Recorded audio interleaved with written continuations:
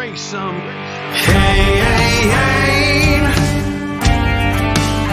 You gotta raise some Cain.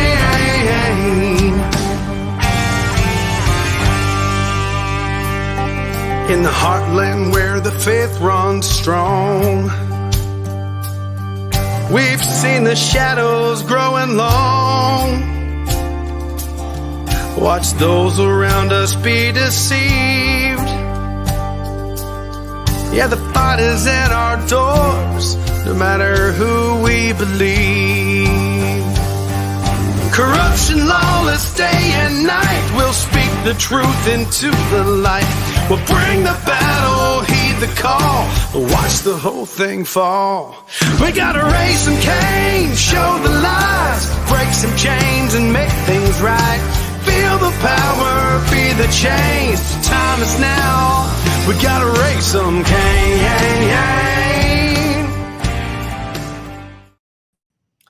Welcome to the Raising Cain Show, where we will dive deep into an issue that right now I think is changing the world and certainly is affecting our nation. I'm your host, Nate Cain, and we're going to be tackling a topic that is both shocking and potentially life-altering. My guest this evening is Tom Haviland, a man with a remarkable background as a U.S. Air Force major and defense contractor who has now stepped into the world of investigative research. After watching the controversial document Died Suddenly, Tom launched an investigation into mysterious white fibrous clots found in corpses. Clots that embalmers across the world have been discovering. Tom's research, specifically his worldwide Embalmer Blood Clot Surveys, is revealing some very disturbing connections that might challenge the official narrative surrounding COVID-19 vaccines. We're going to delve into what he's uncovered and explore the potential implications of these findings. Tom, welcome to the show. Well, Nate, thanks for having me. Yeah, it's a very disturbing topic. It's something I never thought I would be involved in, but as a retired major, I had the time to do it, and I saw that the FDA and CDC were looking into these, very unusual white fibrous clots that these embalmers have been finding. Well, maybe a good place to kind of start with this is what first piqued your interest after watching Died Suddenly? I mean, there's obviously a lot of people have ignored it. There's people who tried to disregard it, but there must have been something in that movie or in that documentary that piqued your interest and made you decide that you were going to go on this journey of investigative research. Can you tell us a little bit about that? Yeah, Nate, I watched the show the night that it premiered. It was the Monday of the week of Thanksgiving in 2022, in November that year. And the documentary starts off kind of wacky. There's Bigfoot and the moon landing. And I said, this is what's going on here. But I said, I'll stick with this film a few more minutes. I'll watch it. And I'm glad that I did, Nate, because at the 13-minute and 15-second mark, an amazing statement was made in the film. An embalmer from the state of Indiana, Mr. Wallace Hooker, was lecturing at an Ohio Embalmers Association conference in Columbus, Ohio, on the 26th of October in 2022. And he was speaking to a room of about 100 embalmers. And he showed them photographs of these strange white fibrous clots, like I'm showing the audience here. Yeah. He showed them photographs of these clots that he had been pulling out of his corpses at that time for about the last year. And he said to the whole group, he said, hey, are you seeing these same unusual clots? I've never seen these before. And he asked them by a show of hands, how many of you are seeing these same clots? And he said almost the entire room of 100 embalmers raised their hands, yes. He then asked them, when did you start seeing them? And they all agreed it was in the middle of 2021, about 6 months after the COVID-19 vaccines rolled out. So I know there were some other problems with that movie. There was some footage in there that was questionable in terms of when it was shot, maybe before COVID. But that statement was amazing, right? Either those embalmers raised their hands or they didn't. Right. So I got up the next morning, Tuesday of that week of Thanksgiving in 2022, and I said to myself, I don't think any reporter is going to chase after this story. So I decided myself to call the Ohio Embalmers Association. They're located in Cincinnati, Ohio. I live about an hour north in Dayton. And I talked to their president, Mr. Dan Becker, their vice president, Mr. Woody Wilson, and their secretary, Mr. David Hicks. And I asked all three gentlemen, hey, did you happen to be in the room at the time that those 100 embalmers supposedly raised their hands saying they've seen these clots too? Well, none of the three of them happened to be in the room at the time. However, the vice president, Mr. Woody Wilson, who runs his own funeral home up in Marysville, Ohio, about an hour north of where I live, and he does his own embalming. A lot of funeral directors do their own embalming. Mm-hmm. Woody said to me, Tom, I'm seeing the white fibrous clots too. So that was a wow moment for me, right? Now I had an official officer, the vice president of the Ohio Embalmers Association, saying that he's seen these same white fibrous clots too in his corpses. So he's corroborating the 6 or 7 embalmers that were in that Dive Suddenly movie. And oh, by the way, now Woody Wilson is the president of the Ohio Embalmers Association. So he's a well-respected man in the industry. So I decided right there and then, Nate, that I needed to do a survey, a nationwide survey, which I later turned into a worldwide survey by including Canada, the UK, Australia, and New Zealand to see just how prevalent these white fibrous clots are. And I tell you, the results were shocking, Nate, shocking. You know, it's kind of interesting too. I just finished reading a book by Dr. Corey, who he wrote a book called The War on Ivermectin. And what was really showcased in the book that was very interesting was how the medical boards, how the drug companies, the power that they have had to basically silence doctors and silence hospitals and silence. But see, the interesting thing about funeral directors is they're not affected by any of that. So they can talk about all of this stuff without it impacting their business because there's no, medical board or drug company that is, that can basically silence them or screw them over. So it's kind of interesting. Though, Nate, there actually is a little bit of a fear, and we'll talk about that a little bit. Okay. And I'll reveal kind of what I consider to be a couple of scandals in the industry. But there actually is a fear amongst the funeral directors and the embalmers as well, because they felt like, I guess, that talking about the clots would hurt their funeral business. So we'll talk about that a little bit as we get into the survey.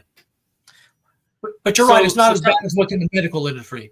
Sure. Like you talk of getting their board certifications taken away and their hospital privileges taken away, licenses taken away. Yeah, and the reason I bring that up is because I really do think that we have to ask the question, right?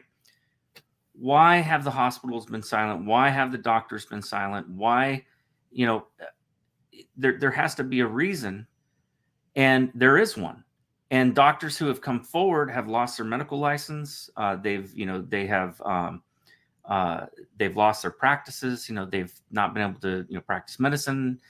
It's unbelievable the attacks that have happened to those people who had the boldness to stand up and be whistleblowers and speak the truth about this stuff. So it's incredibly important that we get this information out there because this is a matter of public health. And I'll state, clearly, I have no agenda other than getting the truth out there.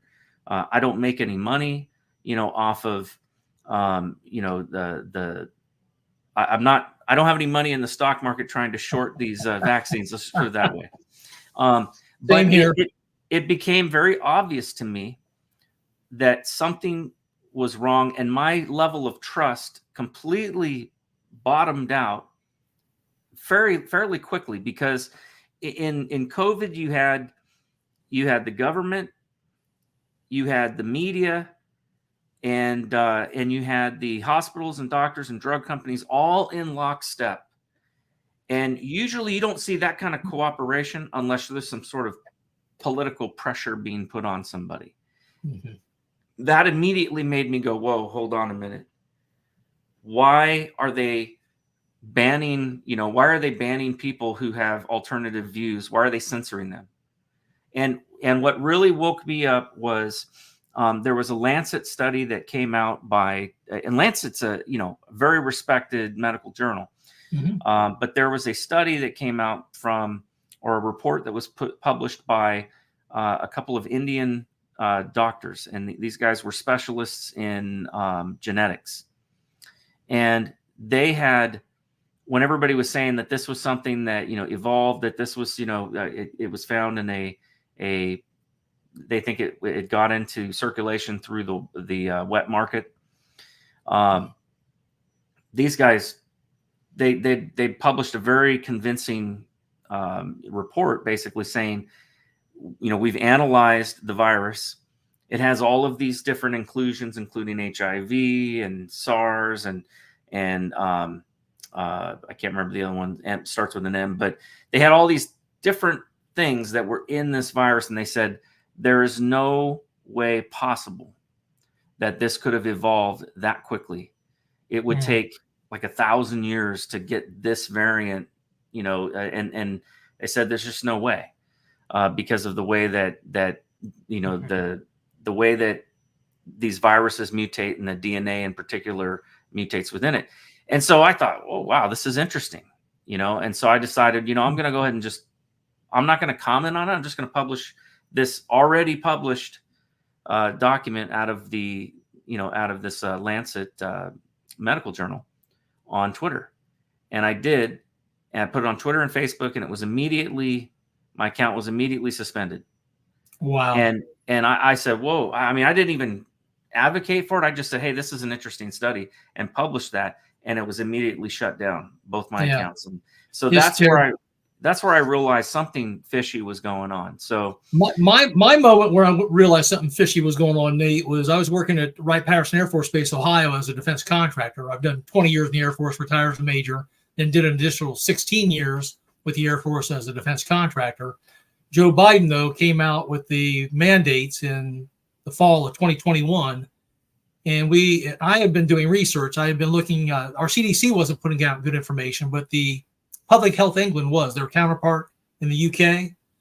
And they had put out a document called SARS-CoV Variants of Concern, and they were putting out these technical briefings every couple of weeks. And in technical briefing number 23, dated 17 September of 2021, there was a table 5 in that document on pages 19 and 20 that was showing hundreds of thousands of breakthrough cases of COVID amongst the fully vaccinated by the early fall of 2021.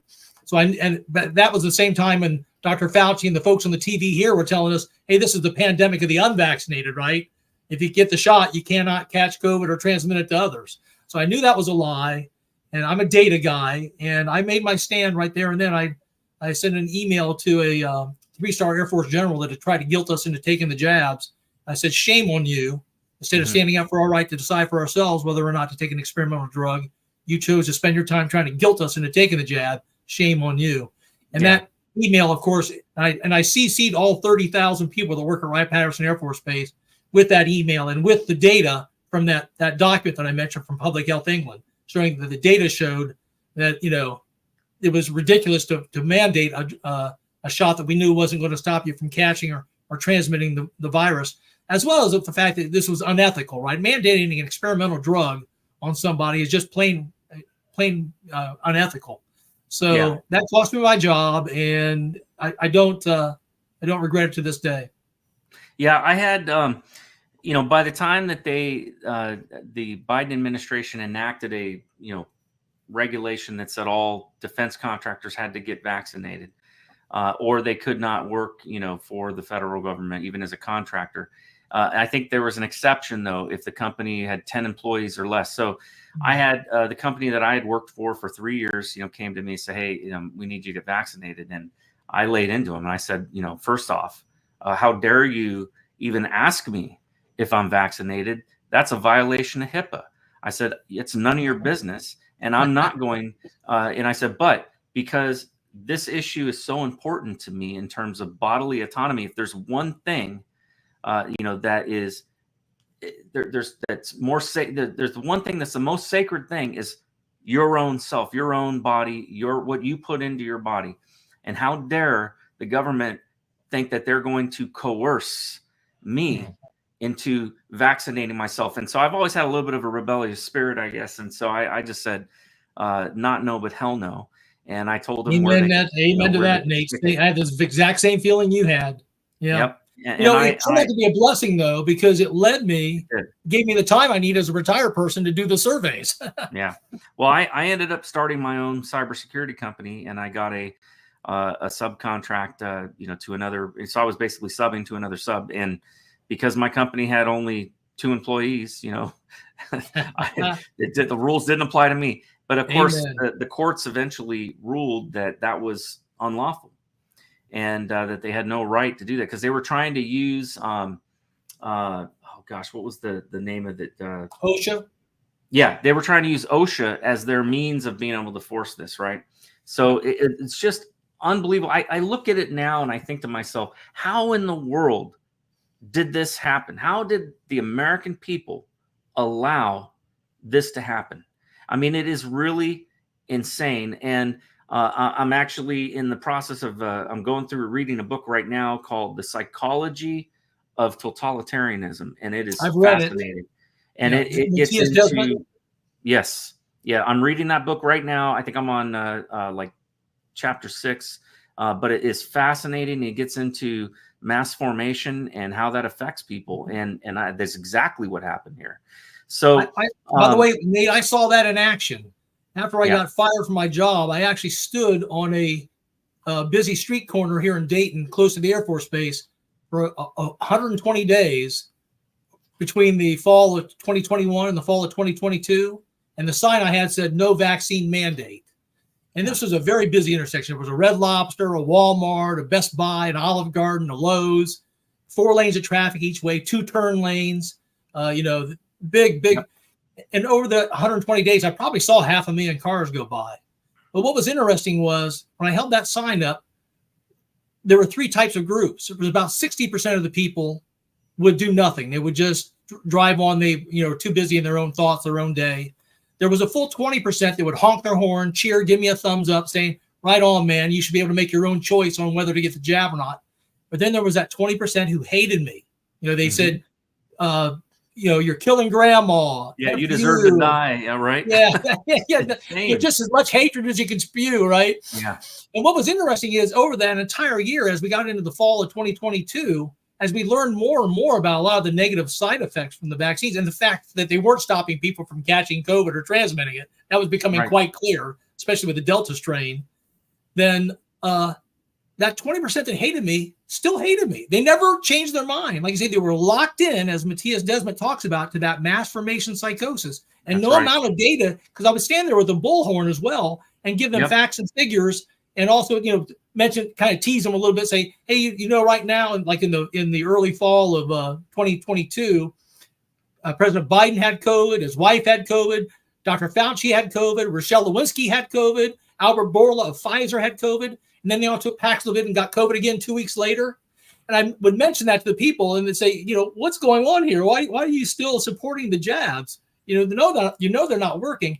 But I could never convince most of those people to leave that. Now, the 60% that I call the mushy middle, and that Matthias Desmet talks about, they did start to come over quietly. They wouldn't admit to you publicly that they stopped taking the jabs, but they stopped taking them because the CDC has told us that in 2021, the first year the jabs came out, about 80% of American adults over the age of 18 took at least the first 2 jabs. But then in fall of 2022, only about 20% took that BA4, BA5 bivalent Omicron booster. And then only about 10% of Americans took the XBB 1.5 booster that came out last fall of 2023. So people quietly stopped taking the jabs, whether they admitted it or not. Yeah. Well, and so now, it's interesting. Their bottom line has been majorly hurt because people don't want to go back and get the boosters. So what they're doing now is they're maneuvering to try to get the cattle industry a requirement to use mRNA technology to give COVID vaccines to cows and pigs and all of that. And if we know that this has had major negative impacts on our human bodies, we can only imagine what it will do to cattle and to pigs. And so I did a show a while back actually talking about that. And unfortunately, a lot of the agriculture commissioners, they have no idea about this. They really don't have any clue about it. I think the only person that I heard really talking about was Tom Rentz. He's battling in Missouri about it. Yeah. But they haven't given up on humans either, though. No, you're right. Because they've got flu shot they're developed, shingle shot, RSV shot that are all using mRNA technology. Moderna's got about 40 of these things in the pipeline, so they're not giving up on mRNA. They've got too many years and too many dollars invested in it, and they want to shove it down our throats, whether it's dangerous or not. And I think that when you see the presentation I'm going to show, I think the audience is going to be convinced that there's some problems with these vaccines. Well, I want to do something that I don't normally do. Usually I kind of check the comments, but I don't really comment back or allow for questions because I just don't have the manpower and the time to do it. But I think this issue is so important, and I've already seen some comments and some questions and things like that. So what I would like to do for those that are on, and right now we have almost 1,000 live viewers right now. What I want to do is I want to make sure and give an opportunity to answer some questions. But what we'll do is we'll save those questions basically until the end of your presentation. I want to have you go through and give your entire presentation, and then we'll go through some questions from the audience. I'll have some questions and some other things that I already have that I want to get into with you.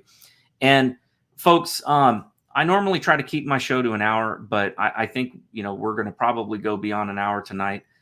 So hang with us. But I think this is really important. And I am very concerned about this because one of the things that has shocked me is before COVID, there was never a time in my life, not once, that I ever heard a news story about a child having a heart attack. And yet after COVID, all of a sudden you start seeing these people dropping dead, football players and mostly healthy athletic people. But also there was, I think down in Brazil, there was one of South American country. I remember hearing a story of a 5-year-old dying of a heart attack.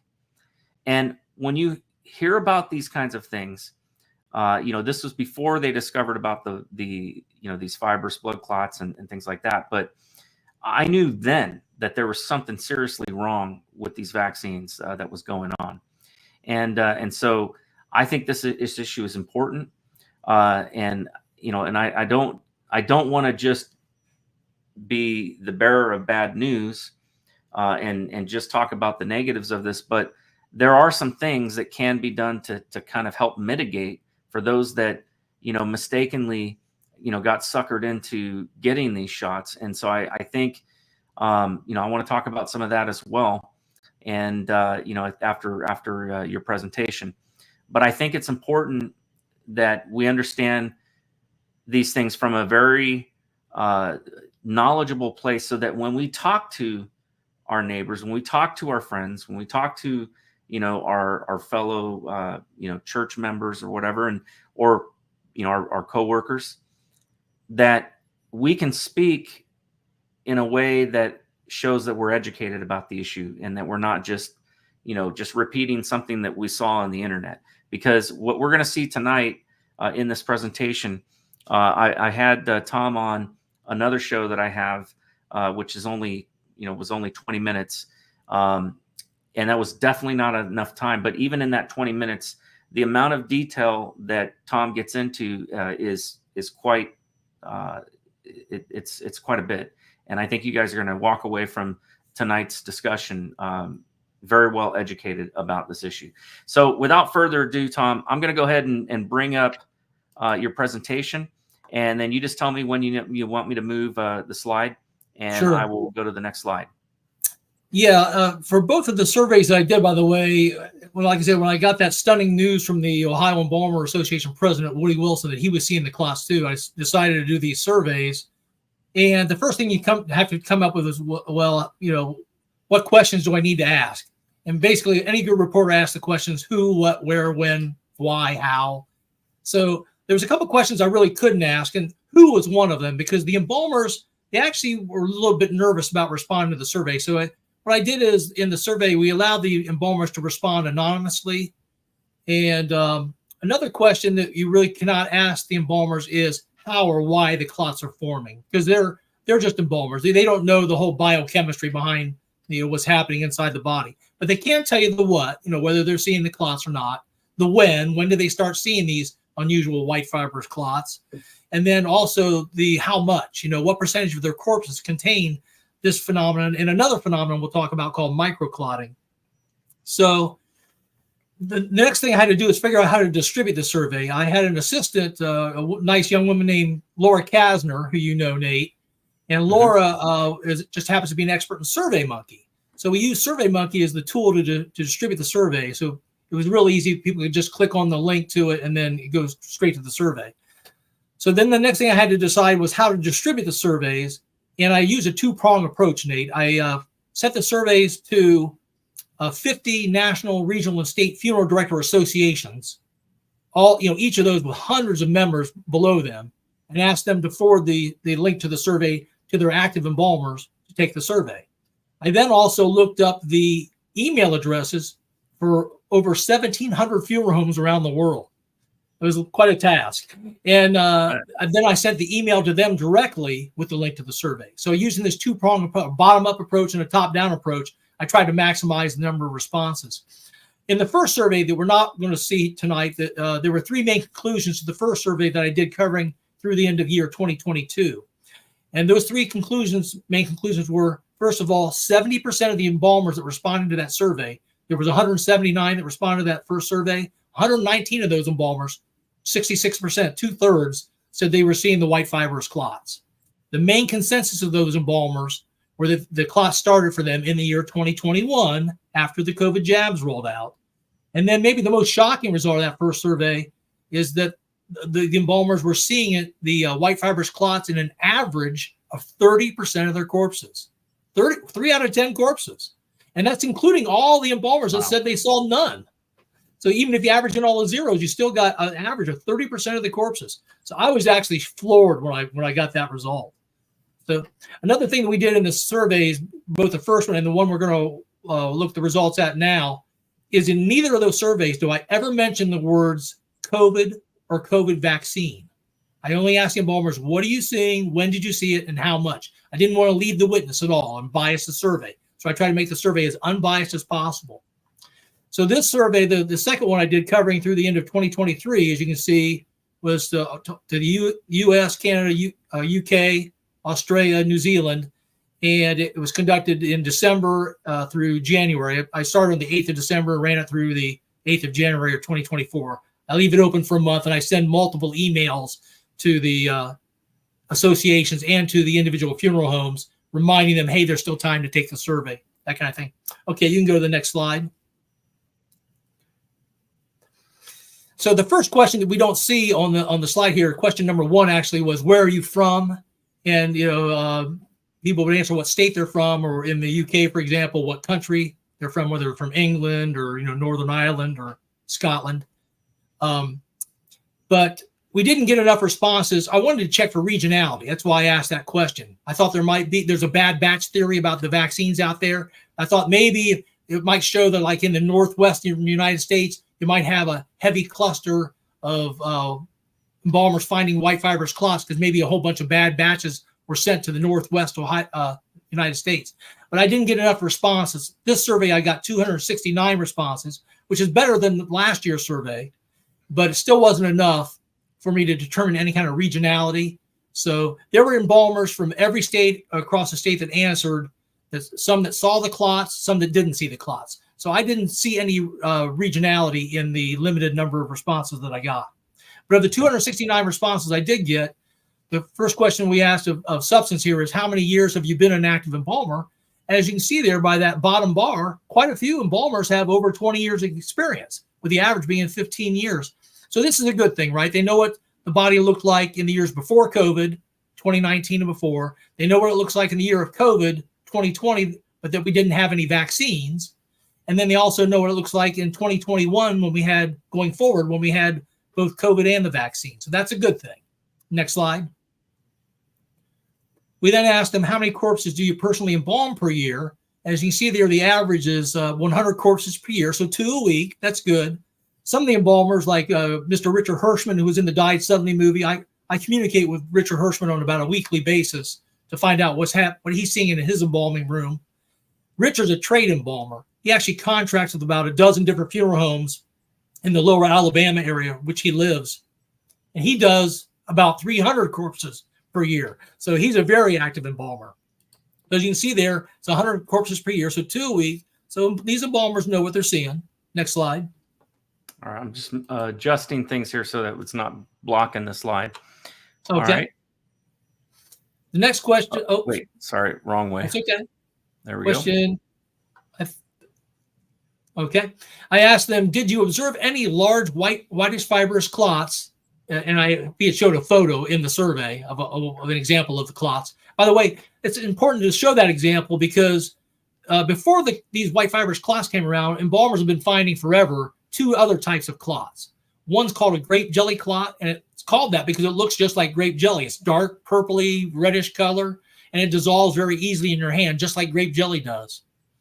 And then there's another type of clot called a chicken fat clot, and that's much smaller, yellowish in color, and it tears very easily. Much different than these large, rubbery, white fibrous clots, which are much tougher. So these are new. But we asked the embalmers again this year, are you seeing the white fibrous clots? As you can see there on the slide, 73% this time, 197 out of the 269 that took the survey said, yes, we are seeing the white fibrous clots. It's about the same as last year. Next slide. So the next natural question then is, well, what percentage of your corpses in year 2023 contain those white fibrous clots? And if you average all those bars together, including the green bar where 63 embalmers said they saw none, you still get an average of 20% of the corpses in 2023 containing these white fibrous clots. So this is a prevalent issue. These are not rare. Embalmers are seeing these things in 1 out of every 5 corpses, even in 2023, even in going into 2024. The good news is that's down from this first survey that I took where I said 30% of corpses contain them. But this is not necessarily a vindication of the COVID vaccines if you think about it. Because as I said earlier, most people took their last jabs way back in 2021 when 80% of American adults over the age of 18 took the first 2 jabs. But very few took the jabs in 2022 or 2023. So you might expect the percentage of corpses with white fibrous clots to go down as you get further and further away from people taking their last jabs. This is actually one of the Bradford Hill criteria. It's called reversibility. If you take the cause away, does the effect go away? And that's exactly what the embalmers saw. If you look there on the left, 48 of the embalmers said they are seeing the white fibrous clots in 2023 between 21 to 40% of their corpses. Another 29 embalmers said they were seeing the white fibrous clots between 41 to 60% of their corpses. And 11 embalmers said they were seeing them between 61 to 80% of their corpses. So it's still shocking information. Yeah. Next slide. By the way, please stop me if you have any questions along the way. Question number 6. The embalmers also mentioned to me this last year, Tom, you need to ask questions about a phenomenon called microclotting. And they actually don't describe it as that. They describe it as what looks like coffee grounds in the blood or dirty blood. As they're trying to drain the blood off the corpse and put the formaldehyde in, they see what looks like coffee grounds coming out of the corpse. So that's an indication of a phenomenon called microclotting. And can be just as dangerous as these large white fibrous clots because microclotting occurs at the capillary level and it can block the exchange of oxygen at the lungs and then the carrying of that oxygen to all your major organs of the body, like, including the brain and the eyes. There's very small capillaries feeding your eyes. So we asked the embalmers, did you see this phenomenon in 2023? As you can see there, 212 of the 269 embalmers, 79% said they were indeed seeing the microclotting in their corpses in 2023. Next slide. So we then ask the next natural question is, okay, what percentage of your corpses in 2023 contain this microclotting, coffee grounds, or dirty blood? As you can see there, if you average all the bars together, again, including the green bar where 49 embalmers said they saw none, you get an average of 25% of the corpses in 2023 exhibiting this coffee grounds, dirty blood, or microclotting phenomenon. Now, this is something that embalmers used to see prior to COVID or the vaccines, but they would see it in less than 5% of their corpses, typically in corpses that had heavy chemotherapy. But as you can see, there was at least a quintupling of this effect. So we have a brand new effect with the white fibrous clots that was never seen before COVID and the vaccines. We now have microclotting, which is a 5 times as much as it was before COVID and the vaccines. So this is not a good situation. Next slide. We also asked about traditional grape jelly clots as well. What percentage of corpses had those in them? And as you can see there, if you average the bars together, it's 40% of corpses in 2023. If you go to the next slide, we see how that compares to prior to COVID. We asked them prior to year 2019, what percentage of corpses that you embalmed had the traditional grape jelly clots, and it was 30%. So there was a significant number, but it still went up from 30 to 40%, in the age of the vaccines. And also the embalmers have also told me the grape jelly clots, they're thicker now. They actually feel a lot more like grape jam. So that's not a good situation either in terms of clotting. Next slide. One of the things that the embalmers said, Tom, you probably need to ask a question about this too. And this is a very sad topic. They've seen it. Some of them have seen an increase in infant deaths over the last 3 years. And the good news here is we asked the embalmers this question. Did you see an increase in infant deaths, including miscarriages, fetal demises, stillborn, SIDS in 2023 when compared to years 2019 and prior? And the good news is most of the embalmers, 69% said no, they did not. But there were 21% of the embalmers that said they did see an increase in infant deaths during this time period in 2023 over the years 2019 and prior. Go to the next slide. The next question then, what percent increase did you see? And if you average all the bars together, starting with the yellow bar, if you don't include the blue bar for those that didn't see it, but of those that did see this increase, they saw, if you average those bars together, starting the yellow bar going down, you get an average of 25% increase in infant deaths in 2023 compared to the pre-COVID years for only those embalmers that saw the increase. And we know that the breast milk of the woman is containing the spike protein from the vaccine, and that's been getting through the infant. There's been scientific papers showing that. We also have seen the spike protein from the vaccine getting into the placenta of the woman. When she delivers the child, she delivers the placenta afterwards. They have found the spike protein from the vaccine in that delivered placenta. So this is just a very unfortunate instance of it's horrible that the bad effects of the vaccine seem to be getting through from the mother into the child. Yeah, in fact, I can't remember her first name, but her last name is Walensky. I think she was the head of Rochelle Lewinsky, yes, director of the CDC. Yes, that woman received information directly from Pfizer that showed all of their research. And in their research, it showed that what you just said, that breast milk was affected. It showed that that the spike protein could get through the placental barrier, and that infants were definitely being affected. And yet, even though she was given that information 5 days, I think it was, after receiving that information, she put forward a statement from the CDC saying that pregnant women should and nursing women should get the vaccine, which is just, to me, that woman should be in jail. That is criminal as far as I'm concerned. And her successor is no better. Mandy Cohen is now the director of the CDC. And as you know, they're still recommending shots for infants 6 months and older. It's just no other country in the world is doing that, by the way. Just the United States is. Most countries are not giving the COVID shots to anybody under age 65. But for some reason, the United States is still recommending it for anybody over 6 months of age. Just I think it's because they all want jobs at these drug companies when they leave. There's been a huge revolving door. The FDA, I believe 9 of the 10 last directors of the FDA went on to become pharma executives. So it's almost like they're auditioning for like you say, for their next job. Not good. Yeah. Yep. Next slide. The last question we asked on this year's survey was what age groups, and this one they can mark all that apply, did you observe an increase in the number of clots of any type, whether it was grape jelly, the white fibrous clots, or the microclotting in year 2023 when compared to years 2019 and prior? And you see there the bars are longest for the older groups.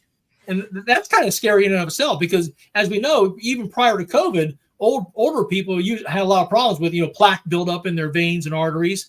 And so the embalmer said they've seen even more of that in the older age groups, since 2021. But what's interesting is that bar, what really disturbing is that bar for the 36 to 50-year-old age group. That's a pretty long bar there. You can see 89 of the embalmers said they saw an increase in that particular age group. And what's interesting about this, Nate, is it dovetails very closely to the work of Edward Dowd. He's the former BlackRock guy who I think he became kind of aware of what BlackRock was doing. He quit BlackRock, and now I think he's on our side. But he's been taking a look at death and disability data in the insurance company data in both the United States and the UK and other countries.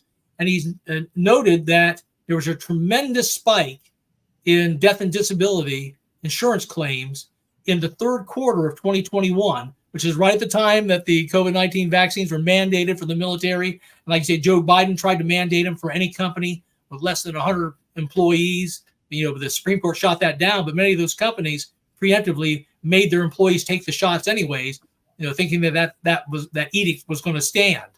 Yeah. So the embalmer's information provided here dovetails very closely with that death and disability insurance data provided by Edward Dow.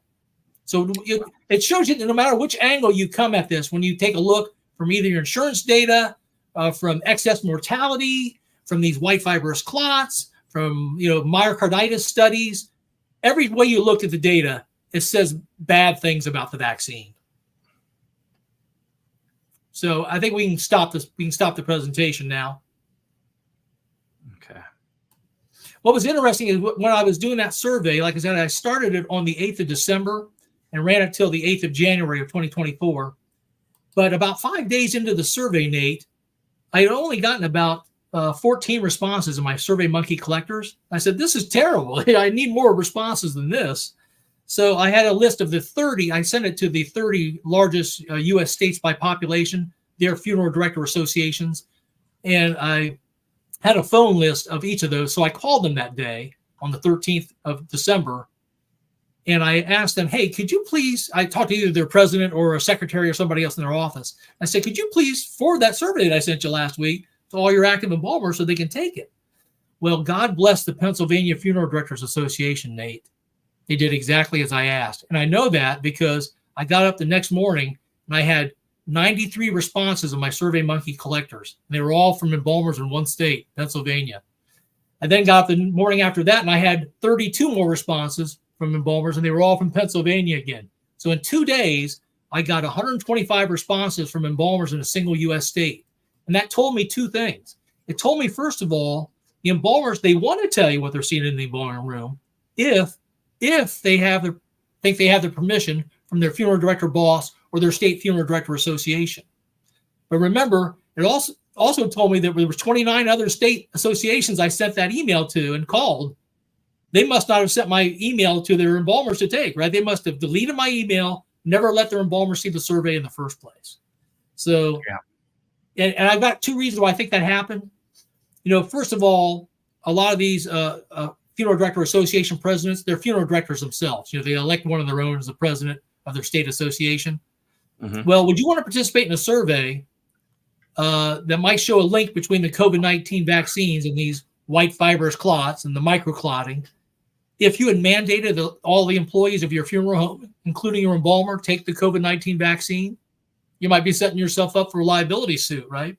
Yeah. And the other thing is, as I said earlier, 80% of American adults took at least the first two COVID jabs. So there might be some cognitive dissonance going on at the personal level. They may not want to know the answer to the questions. So those are a couple of reasons why I think that they were reluctant to take the survey. I'm going to share a couple pictures that you sent me of the clots. And so, folks, I hope you've already eaten because this is pretty disgusting, but you need to see this. So I'm going to just bring that up real quick here. So here's one. What are we looking at right here? Yeah, that's a white fibrous clot on the left there. You can see, and on the right, it's also a white fibrous clot. It usually comes out covered in blood. After it's washed off, it looks more whitish or tannish in color. As you see here, it looks like it's almost a cast of that portion of the person's vascular system. And that's what we believe is happening. We believe that, and by the way, in my first survey, there were a few embalmers that said they saw the white fibrous clots in 2020, which is interesting because that's the year that we had COVID, but no vaccines yet. So that makes sense because there is a spike protein on the surface of the virus itself. And that spike protein, we believe, is doing damage to the endothelial lining, the very small, very thin layer of cells that runs along the inside walls of your veins and arteries. And whenever it gets damaged, it triggers the clotting process. So we think that the COVID virus itself could be helping to cause these white fibrous clots. But then the number of embalmers that saw the clots exploded in 2021 with the advent of the vaccines. And what we believe is happening there is, the vaccine was shot into your deltoid muscle in your upper arm, right? It was supposed to elicit an immune response for just a couple of days to a week.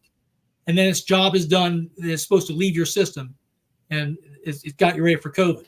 We know now that's not what happened at all, Nate. That vaccine goes all over your body. It turns your whole body into a spike protein factory, producing that spike protein. And instead of doing it for just a couple of days a week, it's been found doing that for months at a time. So the scientists I talked to believe that the vaccine has exacerbated the formation of these white fibrous clots. And by the way, the composition of the clots, they're Dr. Ryan Cole, the pathologist from Idaho, looked at it and says that they're made basically of fibrin. We all have a natural substance in our body called fibrinogen. It's in a liquid state, but then that fibrinogen converts into a white solid fibrin whenever there's clotting, damage done to the vascular system. There's also platelets in there, which are colorless. They're portions of blood cells. And then this amyloid type material that's in there. So it's a very strange thing. They look like calamari kind of, and they feel almost like a rubber band, but they're stretchy and they're kind of hard to break. Wow. So, yeah, something else. So we've got some questions and comments in the chat room. So I want to bring this up. One person here mentioned there were 3 different vaccines, and there was a couple others in other countries. Right. So do we have any kind of data that shows what vaccines that any of these people might have had? Not in my surveys, but we have some hints as to what's going on. First of all, we know that the J&J shots were stood down. Remember, after they were rolled out in early 2021, after the Moderna and Pfizer shots, where J&J got approval as well. But then in April of 2021, just a few months after they were introduced, they were paused for about a month for blood clotting problems of all things. Then they were brought back for about a year. Then finally in May of 2022 or so, they said, hey, we're going to take these off the market completely. And if you have to get any boosters, those that took the J&J shot as their first shot, you're going to have to take a Pfizer or Moderna as your booster. And we also know that just recently, a few months ago, AstraZeneca was taken off the shelves as well. That's right. Also, it had admitted blood clotting problems as well. So, but here in the United States, what's interesting is the USA portion of my survey, both my survey last time and this time, showed a lot of embalmers, like I said, 7 out of 10, basically saying they're seeing these white fibrous clots. In America, about 97% of Americans took either Pfizer or Moderna. There was about 670 million shots administered to Americans. About 270 million out of our 330 million people took the vaccines. Right. And of those that took the vaccines, they took on the average about 2 to 2.5 shots. So about 670 million doses were, and about 60% of those, Nate, were Pfizer shots. About 400 million were Pfizer shots. About 260 million were Moderna shots, and it was only about 3% were J&J shots. So if the embalmers are finding these white fibrous clots in 30% of their corpses in 2022, now 20% in 2023, it's telling me that Pfizer and Moderna have to be causing these clots. Because if it was just J&J, the number of percentage of corpses with the clots would be much, much smaller than it is, according to my survey. So yeah, and it's interesting because when I remember when I first found out about VAERS and I started looking at the VAERS data, and the media and all of that was talking about the dangers of J&J, and they seem to not be saying anything about Moderna and about Pfizer. And yet when you went and looked at the VAERS data, the numbers of people dying, we're having adverse reactions to those vaccines, and the adverse reaction was death. And of course, this is being reported by doctors and nurses. It was staggering. It was like 20,000 or something like that at the time that I was looking at it. I want to say it was like 20,000 or more with Pfizer. It was, almost as high with Moderna, and the J&J was a very, very small amount compared to those two. I mean, it was in the hundreds versus, tens of thousands. And so I thought it was shocking how nobody saw that and was talking about that. Nobody in our government seemed to care about it. It didn't make sense to me. It doesn't make sense to me either. But as we know, a lot of I believe there's 3 big pharma lobbyists for every single member of Congress. There's 535 members of Congress, right? 435 in the House and 100 in the Senate. Each one of them has an average of 3 big pharma lobbyists. And like I said, they really want to protect this mRNA technology. That's why I believe that you don't hear any negative things about Pfizer or Moderna. That's why they were willing to throw AstraZeneca and J&J under the bus, but they're not willing to attack Pfizer or Moderna with, like I said, as you said, some obvious signals out there. Yeah. And remember, we're just talking about one of the side effects, these white fibrous clots, right? There's so many other things happening: myocarditis, miscarriages, turbo cancers, nerve damage, all kinds of, because these lipid nanoparticles are taking these vaccines everywhere. Like I said, so there's damage being done all over the body. Can you, when I had you on the show, you talked a little bit about what they're discovering or what they're finding about how these clots are forming, and can you talk a little bit about that? Yeah, I'm actually working with a team of scientists right now. They're taking a look at, and there's been several theories out there. There was a theory by Professor Arne Burkhardt. He unfortunately passed away. He was a famous pathologist over in Germany, and he does a presentation. People can still find it on Rumble, where he's on a big stage and he's showing pathological slides of the spike protein in every part of the body, like, spleen, heart, brain, women's ovaries, men's testicles. It's a nightmare. They've actually found a way to stain for the spike protein and differentiate the spike protein that's coming from the vaccine versus spike protein that's on the virus itself. Because if it's on the virus itself, then it'll also contain the nucleocapsid along with the spike protein. If that nucleocapsid is not present, then it's spike protein that's coming from that was produced by the vaccine in your own body. You being a spike protein factory. So when he was looking at it, his theory was that the spike protein from the vaccine was doing so much damage to the endothelial lining of our vascular systems, our veins and arteries, that would actually cause a rupture sometimes in that endothelial lining, and then tissue factor from the interior walls of our blood vessels would spill in. A lot of that material is made of cholesterol that would spill into the canal and start the formation of these clots. That's one theory. There's another theory out there. It was a paper that came out at the beginning of the year from a team of scientists in Oxford and Cambridge over in the UK that talked about a process called frame shifting. And that's where our ribosomes that are in our cells may be misreading the modified RNA code from the vaccine about 10% of the time. And instead of producing the spike protein, which is dangerous enough, we really now we don't want that produced, but 90% of the time it was producing the spike protein, but then 10% of the time it was producing what's called aberrant or nonsense proteins that could be thought of as possibly being this part of this amyloid material that's in. And amyloid, by the way, is AMYLOID. It's just a fancy term for a misshaped or misfolded protein, and that's why these things are hard to break down, because they're misshapedly folded proteins. So the clots, that we have an enzyme in our bodies called plasmin that breaks down normal clotting when fibrin surrounds platelets and forms a normal clot, and plasmin does a good job operating on normal fibrin. But if the clot is misshapenly folded, it becomes difficult for that enzyme plasmin to attach, and then it becomes difficult for it to break down the clotting. And that's what we believe is happening here. The latest theory of the scientists that I'm working with is they believe that there's phosphorus in the lipid nanoparticles that deliver the vaccine. The vaccine's delivered to all the cells in a lipid nanoparticle, and inside is the modified RNA.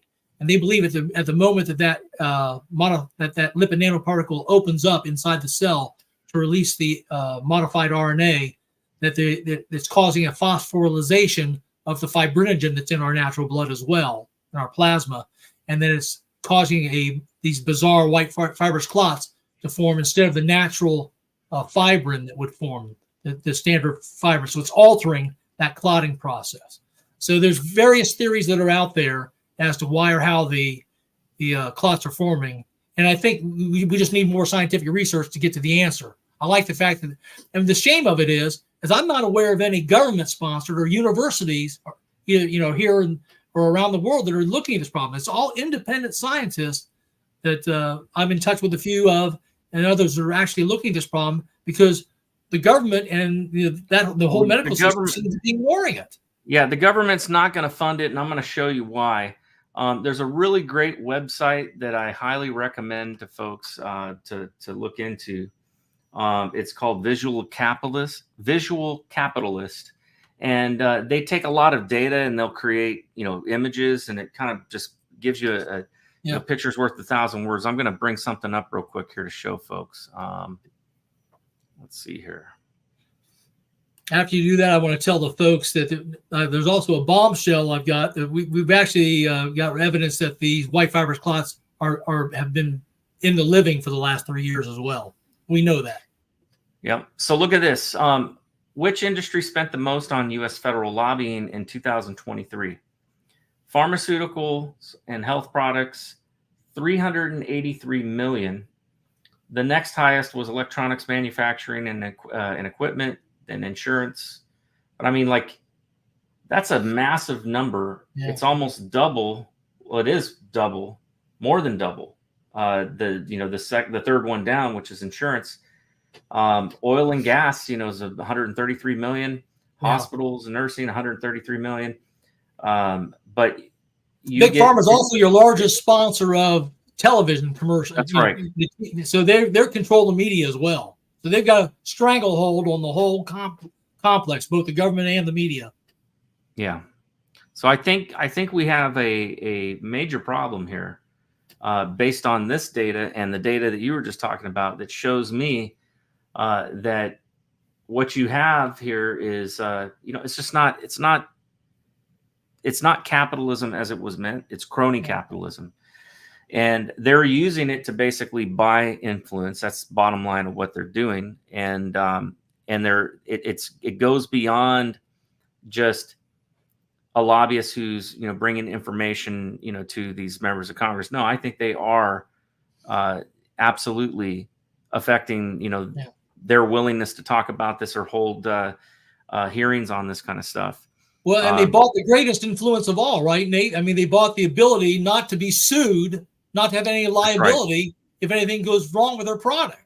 I mean, so they don't have to produce a safe product because they can't be sued currently. We're trying to change that. We're trying to show that they actually acted in fraud. They actually they built these vaccines knowing that they were dangerous, but they still put them on the market anyways. So if we can prove that there was fraud involved, then we can take their immunity away and make them liable for the damage they caused.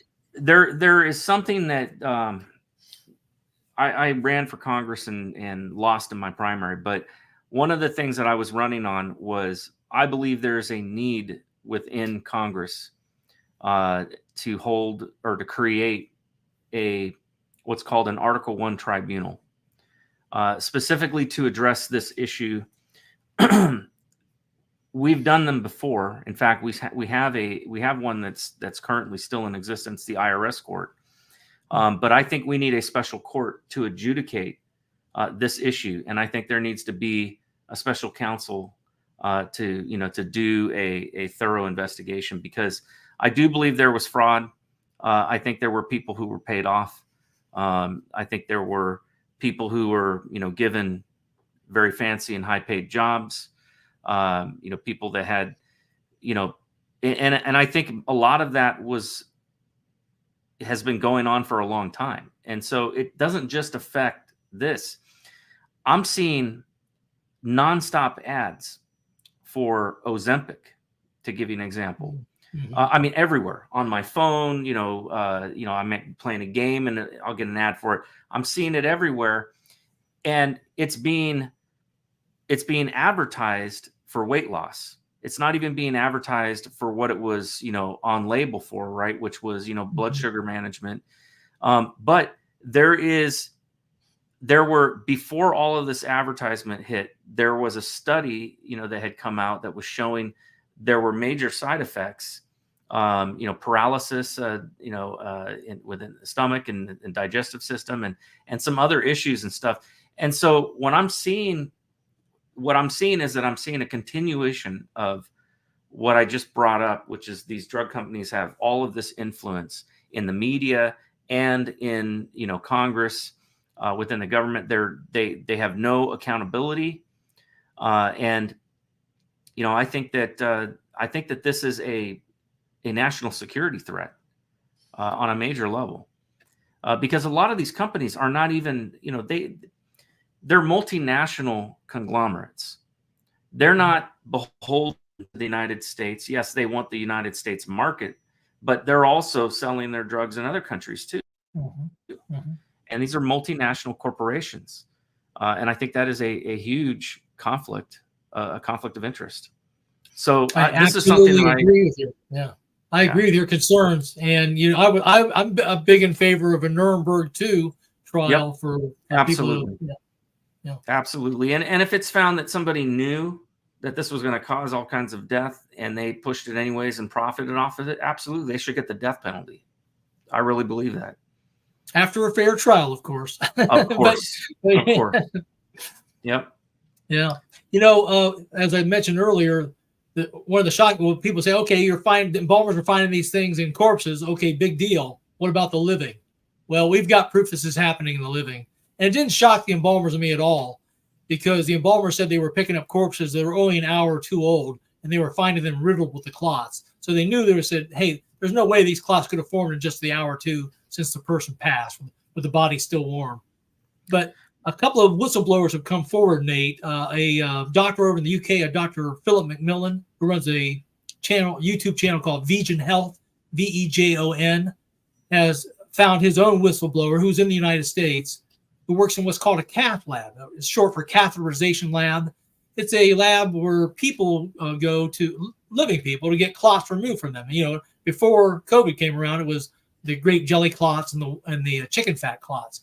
But now they're starting to take a lot of these white fibrous clots out of people too. And so this whistleblower that talked to Dr. McMillan, he's worked in the same cath lab for 20 years, Nate, and he's pulling anywhere between 3 to 10 of these white fibrous clots out of patients per week in his one cath lab alone. By the way, there's 1,700 cath labs across the United States.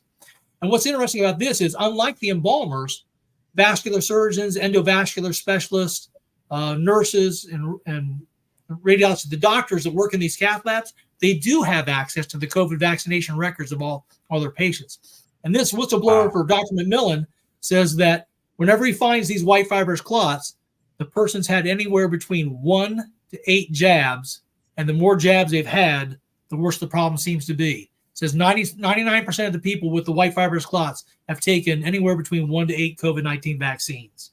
So I have found my own cath lab. That is, you just hit on something that's near and dear to my heart. Look, I just showed that there's no way that the government is going to do anything about this. There's too much money in it. There's also and there's probably a lot of liability that a lot of these people have because they probably did commit fraud. There's also no way that the media is going to do it because they're the biggest funders of all of the commercial advertisement, in the media. So the only thing that is going to change this is going to be public outcry, and enough of it that they can't ignore it anymore. And the only way that can happen is if whistleblowers come forward. So look, I am a federal whistleblower. I blew the whistle on the FBI's cover-up of Hillary Clinton's crimes related to money laundering, public corruption, securities and exchange fraud, terrorism financing. And it was a horrible ordeal. I am not going to lie. When you become a whistleblower, you're putting, in some cases, your life at risk. I was poisoned twice. I had the lug nuts on my vehicle loosened right before I took a trip. I was spied on by my own government for 2 years illegally using Section 702 FISA. I had my name outed publicly by the FBI to the New York Times, who wrote a hit piece on me. They went after each one of my kids and tried to turn my kids against me. I had one son that wouldn't speak to me for almost 5 years because they went after his girlfriend's parents. And it's unbelievable the kinds of things that I went through just because I decided to blow the whistle. I was never charged. I didn't ever have a ding on my security clearance because I never committed a crime. But that didn't stop some of these bad actors within the FBI from trying to destroy my life. But asked if I would ever do it again, absolutely 100%. Because if people are not willing to stand up and expose this kind of corruption, and I think this is far more important than even what I exposed. What I exposed was basically bias within our Department of Justice, to where they will go after one person, but if another person is politically powerful and they happen to be a Democrat, they ignore it and they don't go after him. And they have even if they have the evidence. I brought the evidence out on that. But this is about millions of people whose health are being affected by this. Probably, hundreds of thousands, if not millions already, that have died because of these types of blood clots. I think that what we're talking about here, it's going to require brave people to step up and come forward and blow the whistle. That's the only way that this gets changed. And what helped me to be able to do the right thing, even though I knew it was going to cost me everything, and it did. It cost me my job. I had to start over. At the end, I think my legal bills were around almost $200,000. Thankfully, a wonderful woman stepped up and covered my legal bills. But if people don't stand up and they don't come forward and blow the whistle, then they are complicit in this. And Yes. Here's the bottom line. There's the scripture that I go by that has stuck in my mind, really since I decided to blow the whistle. It was something that I always went to remind myself why I had to do what I did. And that is, it's in James, and it says that it is sin for him who knows the good that he ought to do, but chooses not to do it. And that's the bottom line. You cannot turn a blind eye to what has gone on here. So if anybody is watching this show that has access to this data, I'm not asking you to commit a crime, but I am asking you to, at least at a minimum, pray about and consider becoming a whistleblower and bringing this stuff forward. And I can tell you, you do need to do things the right way.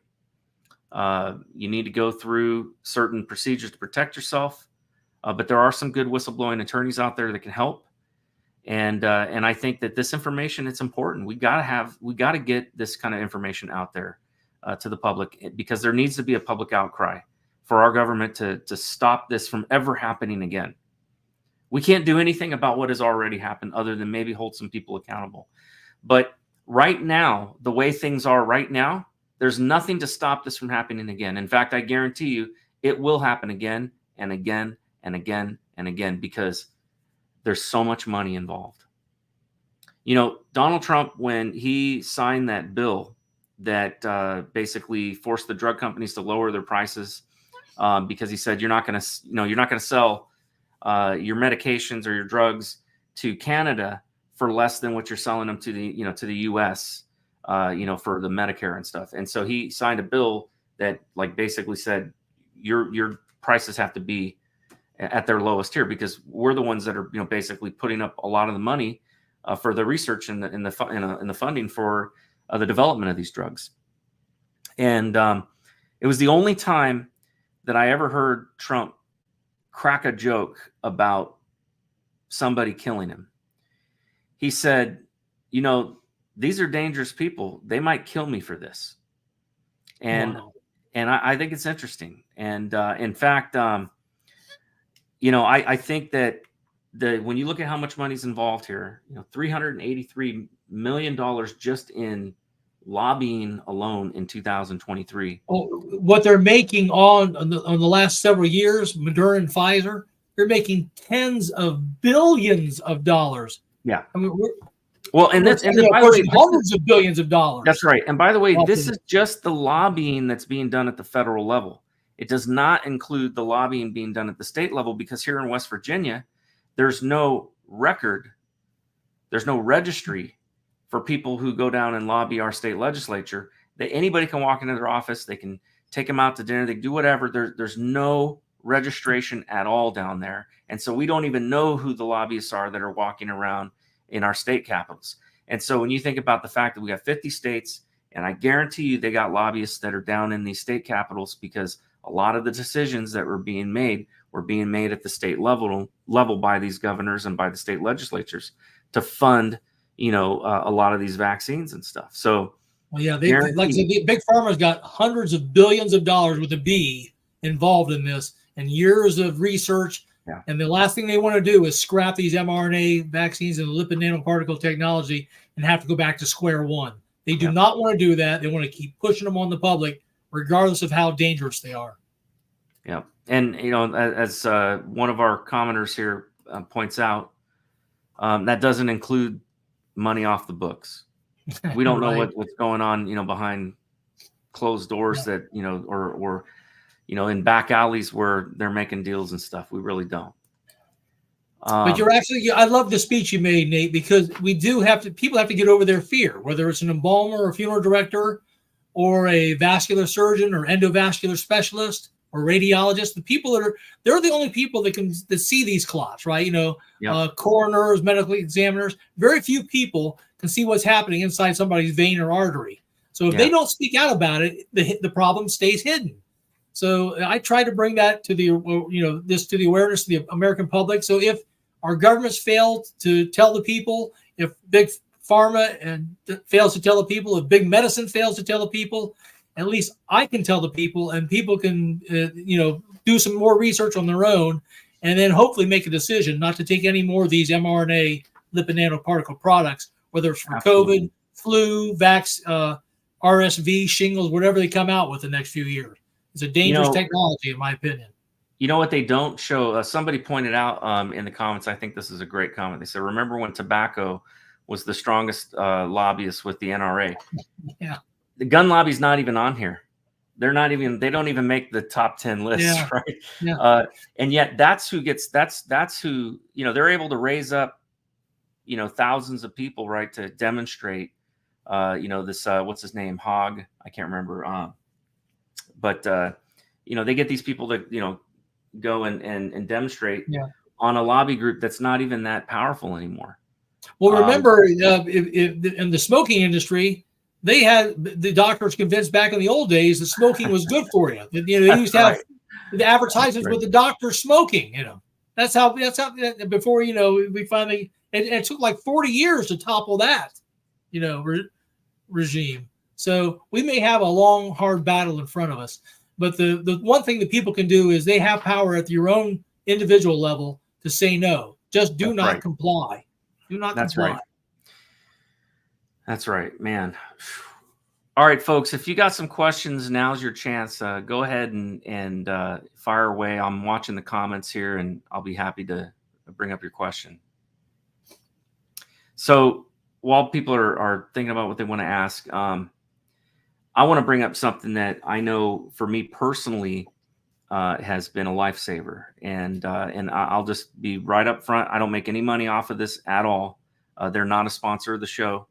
Although I do need to run a spot for my sponsor real quick. So maybe I'll do that first. And then when we come back, we're going to talk about, some other information and things that what we've heard about that might be able to help people who have done this and who have made the mistake of taking the shot. So folks, stay with us. We're going to get into more of this here right after a quick break. It's really important, folks,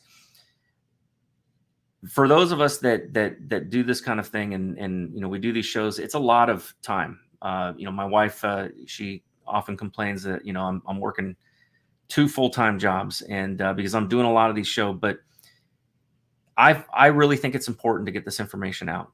And the Lord has given me an opportunity to have a voice and be able to reach a lot of people, and so that's why I'm here doing this. But it does cost money. And so I don't have a lot of sponsors right now. Right now, I've got one sponsor, and that I'm going to run their ad here. But when you guys go and it's an affiliate type situation, so basically, unless somebody goes and buys their coffee, I don't make a dime off of it. And even when they do, I make a very small amount. But every little bit helps. So please, if you haven't tried their coffee, try it out. If you like it, then you can buy it again. If you don't, then you don't have to. But here is a great company that's doing good things, and I'm going to go ahead and run their ad real quick, and we'll be right back. Born in the coastal plains of South Texas, Smoking Gun Coffee is founded by combat veterans that know exactly what a cup of coffee needs to taste like. Run by father and son, each coffee bean is perfected, roasted at 500 degrees, and cooled with a Gulf Coast breeze. Smoking Gun Coffee hand makes and bags each ounce of coffee for maximum customer satisfaction. With every purchase, 10% goes back to organizations that help veterans and local communities. That's Texas made, one bag at a time. To find out more, go to www.smokingguncoffee.com. So welcome back to the Raising Cain Show. Folks, remember, if you do go there, make sure and use the code CAIN, CAIN. That's it. That's all you got to put in there, and that'll make sure that the show gets a credit for that. Before we went to the break, I was getting ready to talk about something that has helped me. I am thoroughly convinced that that this product has helped me, and it doesn't matter really, I don't think, what product that you use, but there is a supplement called L-arginine, and L-arginine is a amino acid.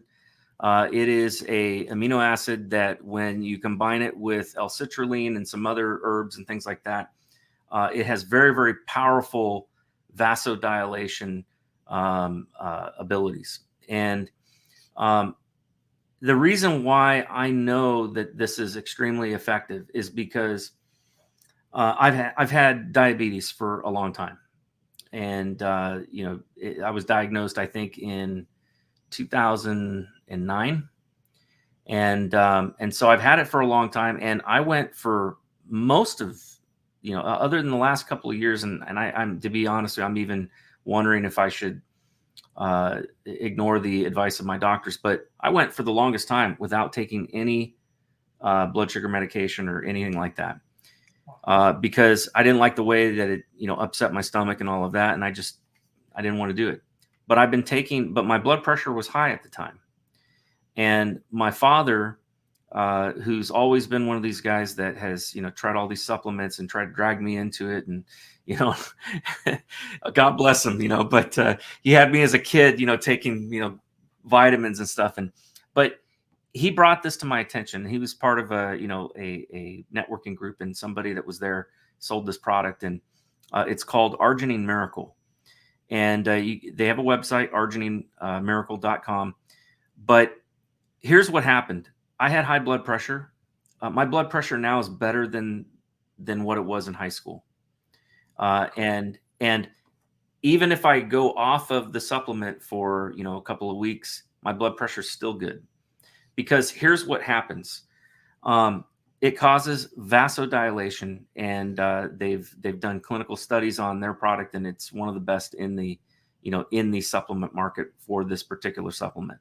But what it does is it basically opens up your arteries and your veins, and when your arteries are opened up and they're basically expanded, everything can get through a lot easier, including your white blood cells that go and clean up things like plaque. And so here's what happened when I've always been kind of a nerd, and so when I like science, I read books on scientific inquiry and things like that. And And I was very interested in looking at my own blood under the microscope.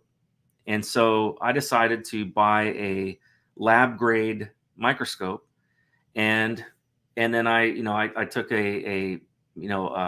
basically a sample of my blood and put it under a slide, and I looked at it. And what I saw was completely abnormal. I saw all of my red blood cells look like a traffic jam. They were all like just crammed together, sticking together. They were very sticky. You know, that fibrinogen that you were talking about? You could see the lines of fibrinogen that was running across the slide. And there was also something called rouleau, which is where your red blood cells are stacked on top of you. It looks like a roll of coins. And I had this going on at this was probably back in 2012, I think was when I first, tried this stuff and looked at my blood. And it was shocking, because I said to my son, who's 20 something years old, I said, hey, I want to look at yours. And so I looked at his, and his blood cells were all separated. They all looked healthy. Everything was, looked like it was flowing, and it could move easily. There was nothing was stuck together. Even my wife, who, she doesn't have high blood pressure or high blood sugar or anything like that. Same thing. Her cells look pretty good. And my mom, I looked at hers, and she had real bad sticking together as well. And then later that year, she was diagnosed with cancer. And thank God she's doing well now. But what happened was I decided to do some experiments. So I took a drink of this, it's a powder, you mix it into a bottle of water. I took a drink of it. I waited about 15 minutes, and then I tested my blood again. And I was totally shocked. And I got pictures of it, by the way, on my Facebook page. And but after I took this drink, the supplement, my blood cells were all separated now. They weren't. Wow. Good for you, Nate. We're not rouleaued. Now, they didn't look healthy, because, I had a lot of inflammation going on at the time. But I started taking this supplement religiously twice a day, in the morning and then the evening. And I got to tell you what happened. When I got poisoned, and the first time, it was with some sort of powder that was put on my desk at my office down in DC. I don't know what it was, but it caused me to have like heart attack-like symptoms. Some folks have said it was probably fentanyl or something like that. But I ended up in an emergency room, of course, because I'm diabetic. They immediately, sent me to the emergency room. They wanted me to go see a heart specialist and all of that. So they did every test on me. They did a nuclear stress test. They did a echocardiogram, a whole bunch of other stuff. And when I came into the doctor's office, and this was in 2000, this would have been 2018. Okay. So I'd been taking the supplement now for, 4 years or so. And I went into the doctor's office, and I was not on any kind of, not on any kind of medication for blood pressure, not on any kind of medication for blood sugar or cholesterol, none of that. But I went and saw the doctor, and she's a leading specialist in heart disease in Maryland. And she goes, I got to tell you, I'm kind of like really surprised, because for somebody your age who's had diabetes since 2009 and you've not been medicated for that many years, she goes, I don't know how, but you have zero plaque in your arteries. Oh, that was the other thing. She had me go and get a cardio, what was it called? A calcium score, where they literally inject something in you that bonds to calcium.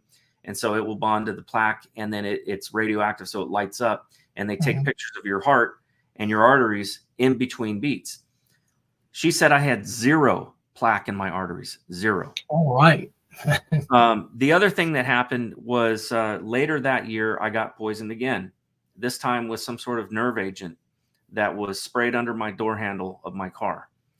And I started having stroke-like symptoms.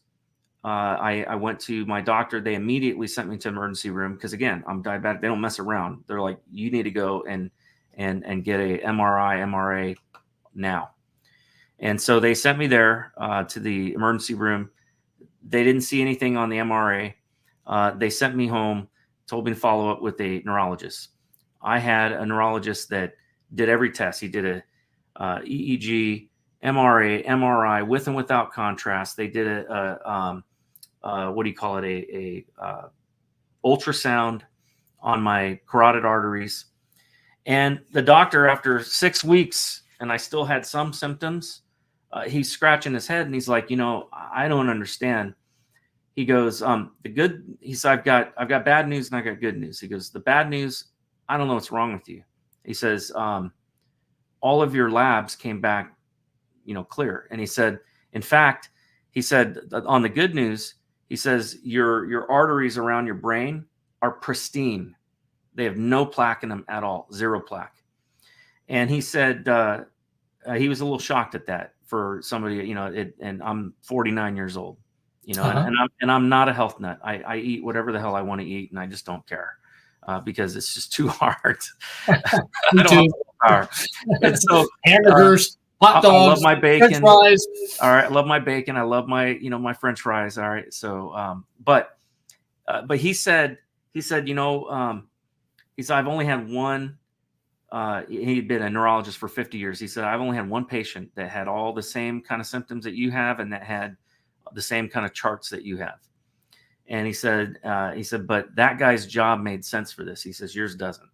And I go, well, what do you mean? What did that guy do? And I'm a cybersecurity engineer. So I sit at a desk all day, sedentary, and, basically on a keyboard. Right. He said, well, that guy worked at an industrial chemical factory and he touched some chemicals without his gloves on. And I didn't even know that you could get poisoned like that through the skin, but you can. There's 14 different chemicals that are known that can do everything that happened to me. Now, I had taken my supplement on both those days about 2 hours before, I was at peak vasodilation. Both times I was poisoned. I really do believe that may have saved you. The fact that you took your, I believe it did. And, and the fact is, but what was even more interesting in terms of evidence was the fact that I had 0 plaque, even though I still have high cholesterol. I still have high blood sugar. I don't have high blood pressure, but it doesn't seem to matter, the high blood sugar, the high cholesterol.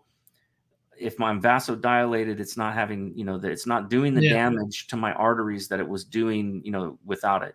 And so I suspect, and I'm not a scientist, I'm not a doctor, but I suspect that, and there have been, by the way, there have been some really interesting studies about arginine and COVID.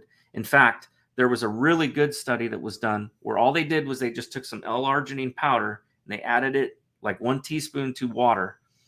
And the study, I think, was in Italy, if I'm not mistaken, but they were doing a double-blind placebo-controlled study. And so they were giving arginine to people who were on their deathbed. They were not doing this with people who just had COVID. These were people who they expected to die within the next 2 days.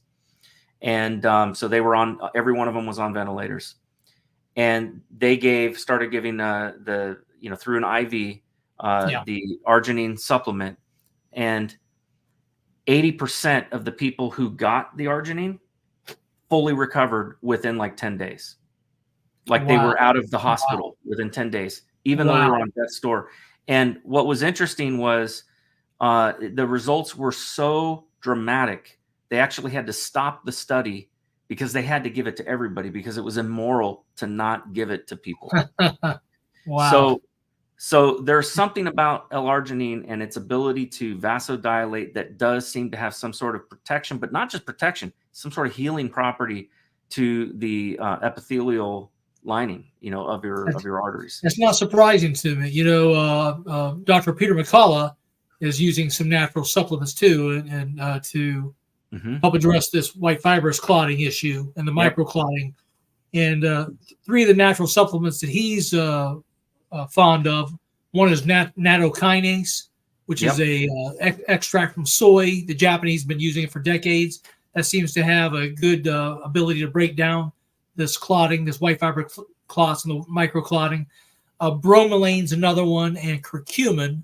Bromelain, I believe, is a extract of pineapple. And curcumin is from turmeric. and both of those have some really good anti-inflammatory abilities. And like you say, the what's happening in the vascular system from the spike protein from the vaccine is it's really doing a number in inflaming that endothelial lining of your veins and arteries. So the combination of nattokinase, bromelain, curcumin seem to be helping to alleviate that and dissolve the clots. And so I recommend people go to Dr. McCullough's website to take a look at daily dosage amounts, as well as any warnings too, because like I said, nattokinase is a natural blood thinner. So you can thin the blood too much. So take a look and see what he has to say about that. But it's neat that there are natural supplements and alternatives to the standard medical care that we may or may not be able to trust anymore, Nate, to address these issues. Because they seem to just want to use remdesivir and ventilators, and that's it. Yep. Which, of course, remdesivir, we found, was causing kidney damage. Yeah. Dr. Ryan Cole calls it "run, death is near." Yeah.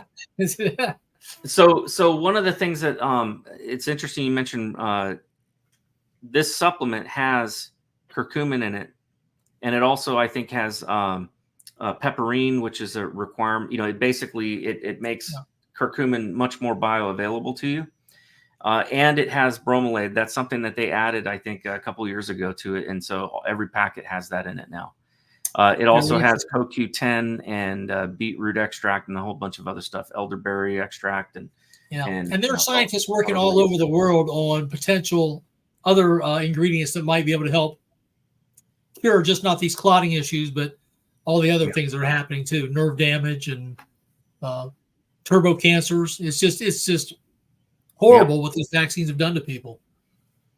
Yeah. So, by the way, the embalmers told me in terms of the turbo cancers, they've seen a lot of people wind up on their tables that are like in their 20s or 30s. They're physically fit. Yeah. And they're dying of turbo cancers, and they still have all their head of hair and everything. So it's proof that they haven't even gotten to their first. They're dying so quickly they haven't gotten to their first chemotherapy treatment. Well, usually before COVID, they used to see, of course, it was an older person, first of all, and that person a lot of times had no hair, men or women, because they had been through heavy chemo and years of battle with cancer. Now, these people they're getting diagnosed with cancer, and they're dying the same week or month that they've been diagnosed. It's that fast. That's why they're called turbo cancers. So one thing that that there was a study that was done, and I have a friend of mine who is a doctor, and he's a scientist, and I've had him on my show, and we've gone through he's really good at going through the research and explaining, this is a good study versus a crap study. And here's what this research showed.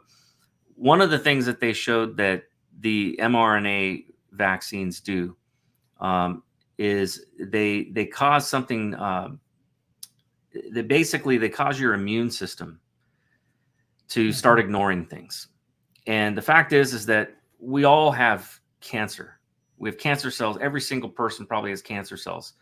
But your white blood cells, your T cells essentially go and destroy them, right? They go and they kill the cancer cells and cause something called apoptosis. But if your immune system doesn't see or can't recognize an abnormal cell, then you're not going to have any defense against the cancers because we're exposed to all pesticides and all this other stuff that causes cancer. Your body has no way of essentially killing off those cells. And you're absolutely right. The vaccines are actually tuning the body to look for whatever particular variant that is. In the first shots that people got in 2021, the vaccines were tuned to the original Wuhan alpha variant of the virus. And the problem with that is by the time they got the vaccines out there, they were all that variant was already being eclipsed by a new variant. And then in year 2021 was pretty much the year of Delta. And by the time they got the vaccines out there in 2021, Delta had already taken over. And even Rochelle Lewinsky herself admitted on CNN that the COVID first COVID vaccines that came out that were tuned for the Wuhan variant did not do an effective job of stopping the you catching or transmitting the Delta variant. So then they came out in the fall of 2022 with the BA4 BA.5 bivalent Omicron booster. By the time they got that out in the public, those two variants, the BA.4 and BA.5, were in less than 5% of the population of COVID, and it all moved on to Omicron by that time. So then they just in the fall of 2023, they got the XBB 1.5 booster out. That's last year, fall of 2023. By the time they got that booster out, XBB 1.5 was already almost extinct in the population, and it was moving on to other variants of Omicron. So it's a losing battle. There's no way that they can create and get out, even if they only take 2 or 3 months. By the time they get a new vaccine out there that's tuned to a particular variant of the virus, that particular variant is already extinct or almost extinct. So what it's doing is that vaccine is tuning your body to look for a specific variant, and that's not happening. So then it makes you susceptible to all the other viruses that come in that your immune system should be battling. It's ready to handle an extinct variant that no longer exists. Yeah. Now, what he described to me is that because your body is producing the RNA, the spike protein, and it's just nonstop, right? It's an abnormal thing for you to have that much of something. Yeah, Peter McCullough, by the way, he believes it's indefinite. He thinks that, and there was a nurse that recently, she went through McCullough's detox program using nattokinase, bromelain curcumin, and sure enough, after a few months, she had it checked, and her body was completely cleared of the spike protein. Hooray!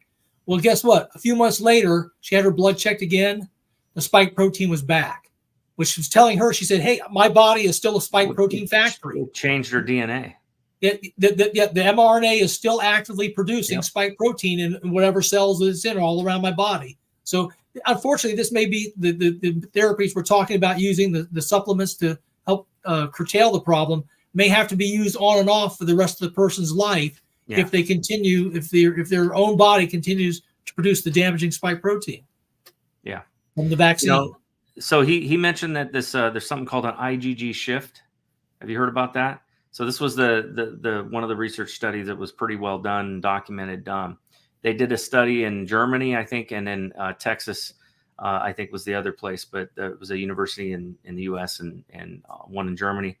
But what they found was that the spike protein does, the mRNA causes such a large amount of the spike protein that it causes an IgG shift, which basically causes your immunoglobulin, I guess is the term, but it causes it to stop recognizing certain things as foreign.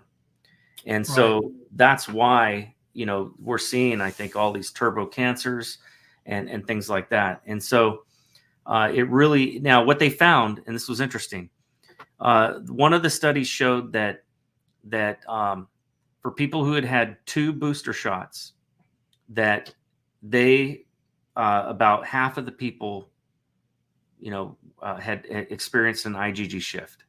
For people who had 3 booster shots, 100%, all of them had gone through an IgG shift. And so people with 1, I think, had some level of, it was not enough yet to put them into that state. But that's something I think that is also, needs to be looked at. You bring up a good point there, because we believe there is a cumulative effect to the shots, right? So if you've had, Dr. Ryan Cole says, if you've had 2 shots, don't get 3. If you had 3, don't get 4. Whichever one you're on, stop, because you're doing more and more damage to your immune system every time you take another shot. So it's not a, and famous people, Megyn Kelly now has an autoimmune disease thanks to the shots that she took, COVID shots. So this is, it's a quite, and Professor Gert Vanderbosch, I don't know if you've followed any of Gert's work. He's very concerned. He's very concerned that a lot of the people that have taken too many of these shots have just completely destroyed their immune system, because our immune system has different layers to it, right? There's a mucosal membrane barrier that first the virus has to get through, the outside, just to get inside your body. And then, like you say, you've got these other things. You've got the white blood cells, macrophages, other layers of defense, the T cells, B cells, that all are part of your army of your immune system. Well, if the vaccines have taken out all those different layers, that makes you now vulnerable for anything else that comes down the road, whether it's another variant of COVID or some other kind of nasty disease. Yeah, I can't remember the numbers, but there was another graphic that somebody had sent to me. It was pretty interesting. It showed about childhood vaccines and the schedule and how that has changed, and the number of vaccines that they are giving to kids now versus, and this is of course in America, versus what they used to give. And it is ridiculous. Like, I mean, it is. Yeah, it used to be like 5 or 6, and now it's like 72 by the time they're age 18. Yeah. And we've seen, after, unfortunately, it was Ronald Reagan, I think, that gave the pharmaceutical companies immunity from liability in the late 1980s. And then, sure enough, about 4 or 5 years later, in the early 90s, we started seeing this explosion in autism in kids. Yep. So when there was an explosion of new vaccines, and then all of a sudden there was an explosion of autism, and it went from something like 1 in 10,000 kids to now like 1 in 35. So it's a tremendous change in the amount of autism that's now in the population. So I'm curious as to, and this would be an interesting another interesting survey for those embalmers that have been in the business for 20 or more years. It'd be interesting to know if there was a specific time period that the chicken fat and the jelly, grape jelly clots started. Like, has that always been since they were, since they first got into embalming, or did that have a period? Is there a correlation between, our American diet or something that changed, or vaccines, other vaccines? I mean, I'm just curious. I don't know. I would have to ask the embalmers that. That would be I know a few of them that have 20 or 30 years of experience, so they might be able to tell me. Yeah, that'd be interesting. I mean, you could simply ask a few of the ones that have been around, the old timers, and if you got the same answer from them all, saying that there was definitely something that that they started seeing those, that would be interesting to go and look and see what may have been introduced into our lifestyles, at that time that, was causative of that. Yeah. So what is I guess one of the things I want to know is, what are your plans now? What are you planning on doing? Well, when I had both of my surveys done, I immediately sent the results to the FDA, CDC, and NIH. In my first study, for example, done in covering the year 2022, there was a meeting of the FDA's Vaccine and Related Biological Products Advisory Committee on the 26th of January of 2023. And I actually asked to speak at that meeting. They had an hour set aside for oral presentations. And so I made they gave 20 speakers 3 minutes apiece to speak. So I created this very quick. Sounds like my campaign. 3-minute speech. Yeah. It just had the 3 key results from my survey. Unfortunately, I was not selected as one of the speakers. They had too many in a lottery ensued. I was not selected. But I did submit a full week in advance of that meeting on the 19th of January of 2023, the written results of including a slide presentation of the results of my survey and all the files I used to collect the data.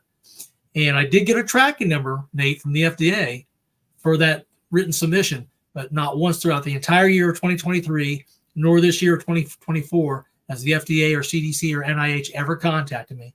I did the same thing again this year when I had the results of this survey done on the 8th of January of 2024. I packed up all of my results, and the next day, the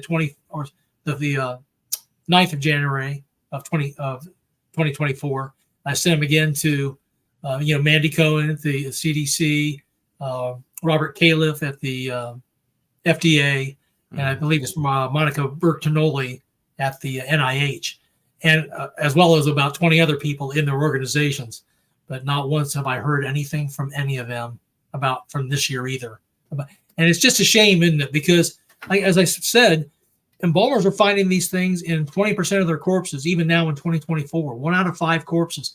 And if that's happening, and we know it's happening in the living as well, what percentage of Americans are walking around right now with these white fibrous clots growing in them, to the point where they eventually stroke you out or give you a heart attack? It may take anywhere between 6 to 18 or 24 months for these things to eventually grow to the size where they completely block a vein or artery, and that's when you get your stroke or heart attack. So it's very important that we get this information out there so this can be addressed, right? And I've taken, by the way, a sample of my blood. I just yesterday got a sample of my blood taken. And because I wanted to see, even though I've not taken the COVID-19 vaccines, there is this whole theory of shedding about the people that have taken the vaccine may shed it on their loved ones. And I have loved ones who have taken multiple COVID vaccines. So I was curious about how my blood was going to look. And this is the way it looks right now. I'll show it up for the audience there. This is what happens. This is after the blood sits for about 4 hours.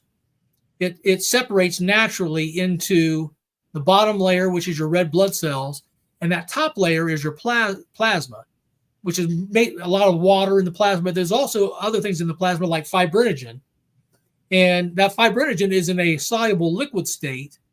And the fact that it has not turned into the white solid fibrin is an indication that my blood vessels are probably in pretty good shape, that there's no damage being done to my endothelial lining that would trigger any kind of clotting. But what we're seeing for the people that have taken the vaccines, we've seen samples of people that have taken the vaccines, and this isn't in every case. So just because you've taken the vaccine doesn't mean your blood's going to look like this. But what they're seeing is in the bottom of this top layer, this lighter plasma layer, they're seeing white clotting material forming in that bottom of that plasma layer. So this is actually a simple test that could be done. If this problem would be acknowledged, then people could go in, have their blood drawn, have it sit for 4 hours or so, and then take a look at it. And if the blood looks like this, then they're probably in pretty good shape. There's probably not any kind of damaging clotting going on inside their body and damage to their endothelial lining of their vascular system. But if they start seeing white fibrous clot material precipitate out of this plasma layer and become solidified, then that could be an indication that, hey, they need to have a closer look at what's happening in their vascular system. Yeah. And, we could institute this in the military, for example, right? In the military, they mandated all their soldiers, sailors, airmen get the COVID-19 vaccine. Why couldn't they mandate all their active duty forces go take a blood test at their base hospital like this, and then they could determine whether or not that person may have clotting problems before they have a serious medical emergency or die suddenly from a heart attack or stroke, right? This would be a great way to, but the first they have to acknowledge the problem, that the problem exists, and then go about this maybe as a way to solve it. So I highly recommend, if there's anybody out there watching that works at a base hospital or is in military medicine or in regular medicine on the commercial side, to maybe suggest that, hey, we offer this as a potential way for people to check their blood to see if they may have any potential clotting problems.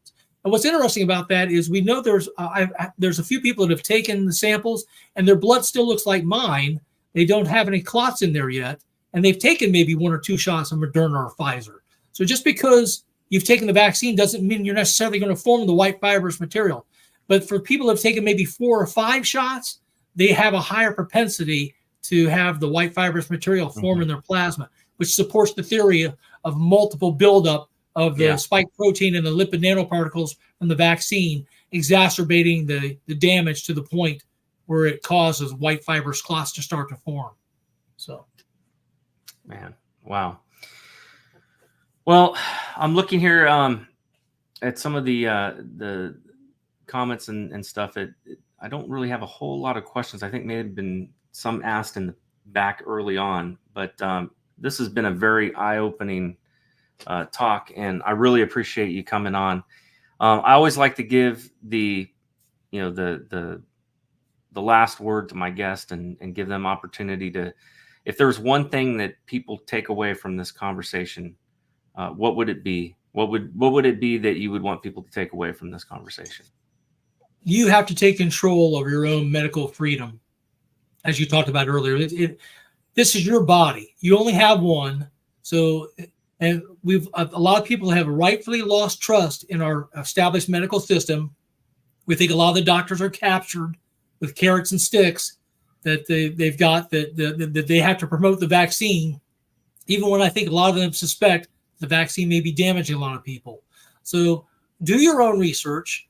Trust yourself. If you're a young person in pretty good shape, I would highly recommend I would recommend for nobody to get any mRNA vaccine with the lipid nanoparticle technology, regardless of whether you're young, old, healthy, or not.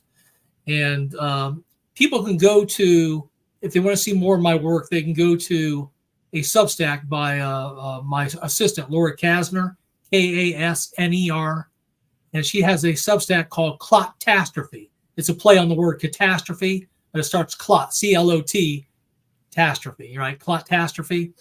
And they can go there and they can take a look and see more details about both of my surveys and some other. I'm actually running another survey now that's called a People's Blood Clot Survey, which I invite people who have had clotting problems since January of 2020 to take. So people can go on that website and take a look and find all that material and educate themselves about what's going on. Great. One last thing I wanted to ask you about, and I forgot to bring it up earlier.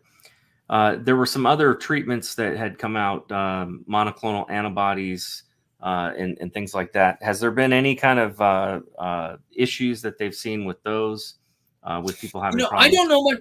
I know that when they were first brought out, they seemed to be very effective. People were getting monoclonal antibody shots in their stomach when they were having severe COVID issues, when they were going into emergency rooms in hospitals.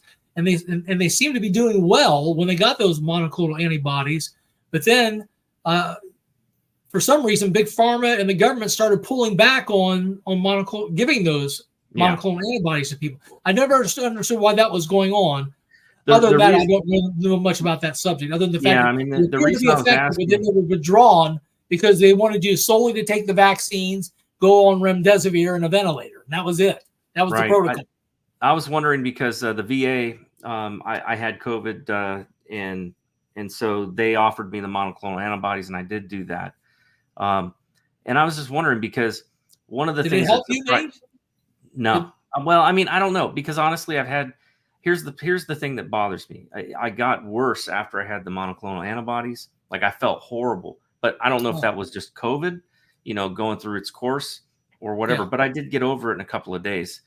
But the thing that concerns me is I never got the vaccine, and yet I've had COVID 4 times. So, I've heard a lot of people talk about, that didn't get once they got COVID, they didn't get it again. Well, I got COVID and then I got it again, and then I got it again, and then I got it again. So that concerns me. And I wonder if, the monoclonal antibodies, how they work, and if that has maybe weakened your immune system. Yeah, that's what I'm wondering. I don't know. I don't know any information about that, but I would kind of suspect it too. Also, you said you have diabetes, right? That's true. Yeah, so I am. So that might be a contributing factor as well. So those were the first 2 things I would think about as to why. Now, the bouts you had with COVID, were they bad bouts or were they very mild? It was interesting. Like I said, I've got a friend that's a doctor, so he helped me out a lot. And the first bout was horrible. The second one was even worse. And by the third time around, I got my hands on some ivermectin, and not just ivermectin, but I had ivermectin, azithromycin, and then also zinc. Did you take zinc? Zinc. I had zinc and a steroid, and I will tell you, my whole life I've had issues where if I get an upper respiratory infection, I get that nagging cough that will last for months. And it's just something in my genetics or whatever that makes me very susceptible. But this time that I got put on the steroid along with the ivermectin and everything, I didn't get it. It did not last. I did not have that nagging cough that lasted forever. It was the first time ever in my life that I've had an upper respiratory infection that didn't turn into like a long form of a cough. So, so there are some effective treatments, that when you do get COVID, and I found that I took hydroxychloroquine and zinc for about 4 days when I had a mild case of Omicron back in 2022. I actually am not sure because I actually never officially tested myself, but I'm guessing it was COVID. And my bout with it was over in 4 days, and it was very mild. Yeah. And that's what I've seen. That's what I've seen with all my other family members too, is that the ivermectin definitely has helped. The zinc has helped. and the people get over it really quickly. And in fact, even the horse paste, it works. So you just have to make sure and do the weight right. Do the weight calculation so that you take the right amount. I actually, in my cupboard, I have now another drug that does it's natural and be sold over the counter, because you have to get a prescription if you want hydroxychloroquine or ivermectin. Right. But over the counter, you can get quercetin. And the purpose, by the way, of the ivermectin, the hydroxychloroquine, and the quercetin is to help the zinc get into the cell to battle the virus. And so the zinc is what really hurts the virus and kills the virus, but it has to get in the cell first. And that's where so I've got in my cupboard now quercetin and zinc. So if I ever suspect that I've caught COVID, start to feel poorly, then I'll go maybe on a few days of quercetin and zinc together, because the purpose, like I said, is to get that zinc in the cell. The zinc is it inhibits the RNA production, so stops it from creating the proteins that ultimately create. So if people don't want to battle to try to get a prescription for hydroxychloroquine or ivermectin, they can use quercetin as a substitute. Like I said, you can find that on Amazon, as well as up the nattokinase, bromelain, curcumin, another supplement called NAC, NAC. That's also shown promise in breaking down the clots. That's good. Well, we're going to go ahead and close this up. I'm going to, I always end us in prayer. So I'm going to say a little prayer, and then we will go ahead and shut down the show for tonight. But we've gone over, 2 hours, or we have almost 2 hours here. So it's been a good show, and very informative, a lot of great information. And, thank you for the work that you've done. I look forward to following your work and seeing what new surveys that you might put out there, and seeing what new questions might come up. And I'm really curious about that other issue with the other types of clots, if there was something that got introduced. So get back with me, let me know what you find out on that. So, okay, we'll do, Nate. Heavenly Father, Lord, I just I thank you, God, for all of those who have been in this fight and who have been trying to expose what has been going on with COVID and with the vaccines. Lord, I pray that you would bring justice, and I pray that you would help new and effective methods of clearing, the spike proteins, of helping to reverse the damage, that you would bring that kind of stuff to light, and that you would help all of those, Lord, that are fighting in this battle. Lord, that you would help us all to be better educated and to not just trust what we're told. I think we've all learned that now. And but help us to be able to find the resources to help ourselves in this. And Lord, I just pray your blessing over all of those who have had the boldness and the willingness to stand up. And I pray you would encourage and bring forward more whistleblowers to expose to the light what has been done in darkness. I ask this in Jesus' name. Amen. Amen. Thank you, Nate. Wonderful prayer. You. Raise some cane. You gotta raise some cane.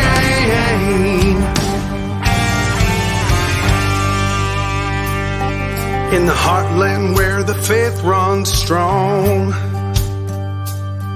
we've seen the shadows growing long. Watch those around us be deceived. Yeah, the fight is at our doors, no matter who we believe. Corruption, lawless day and night, we'll speak the truth into the light. We'll bring the battle, heed the call, watch the whole thing fall. We gotta raise some cane, show the lies, break some chains and make things right. Feel the power, be the change, the time is now. We gotta raise some cane.